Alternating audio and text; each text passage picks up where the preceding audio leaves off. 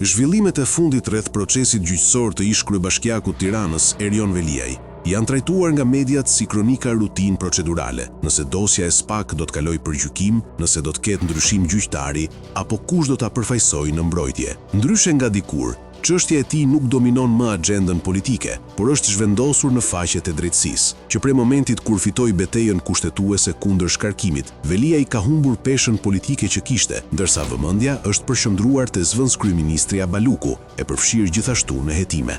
Rivaliteti mes dy figurave ka qenë i fortë edhe kur të dy gëzonin pushtet të madh, por situata ndryshoi kur u përballën me drejtësinë. Pas marrjes si pandehur të Veliajt, mbështetja politike ndaj tij rezultoi e kufizuar dhe jetë shkurtër. Kryeministri Edi Rama organizoi vetëm disa akte simbolike përpara se të tërhiqej nga çdo mbrojtje publike.